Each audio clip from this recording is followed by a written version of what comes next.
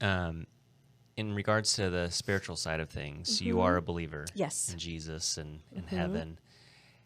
So sometimes people can go through the loss of someone, and sometimes they can shake their fist at God, or sometimes they run towards God. What was your experience like with that, where you Ran towards God. ran towards him? Yeah.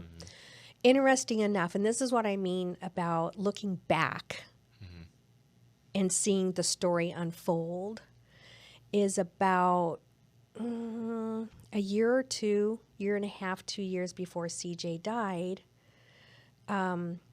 he found a church that he liked. It was actually a church that my brother and sister-in-law liked, and so they invited CJ, and CJ says, Mom, I think you'll really like this church. And he went with his boys, and it's like, okay. So I started going to the church, and it was just nice going with CJ, the boys, my brother and sister-in-law. And so, but Carl never went. We've gone to church off and on for, years. And then fast forward, and CJ dies, and I felt the need to go back to that church. So the CJ died on a Monday, and that Sunday, the next Sunday, I was in church. Wow. And I kept saying, and Carl came with me and has been coming with me ever since. And I said, I don't know if I can do this, but I have to at least try. I don't know. I just felt like I needed to be sitting in the same area that CJ and I and the boys sat. And so I walked into the church, and I saw my brother and Kathy there. And I just looked at my brother and started crying. I go, I think I came too soon. I need to leave. And he goes, before you leave, I want you to introduce you, or I want you to see Roy.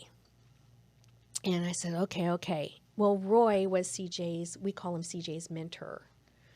And he came over and, hey, how you doing? And I said, you know what? I think I've come back too soon. I need to go home. I'm so sorry. He goes, no, you don't. You need to sit down. Nice. And so we sat right there in the lobby and talked for like 20, 30 minutes.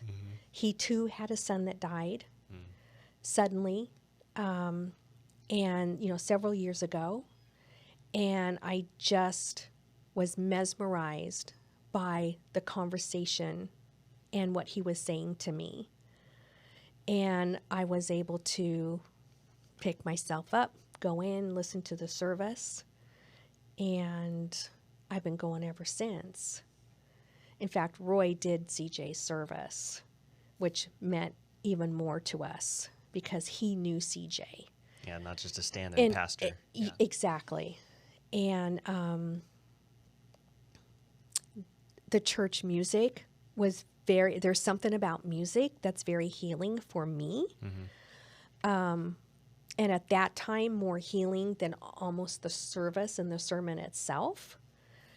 And as soon as the music would come on and I'd listen to the words, just emotion was released. But it felt good afterwards, like good, solid, get it out, crying. So faith has been huge in my journey,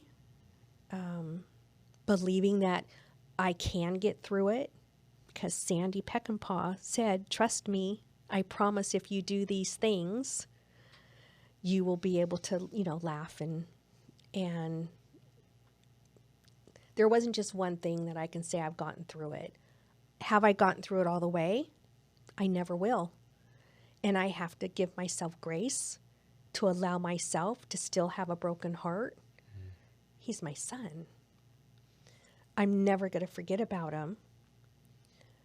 While at the same time, I can laugh and enjoy life. It's really a strange thing to live through. Really strange.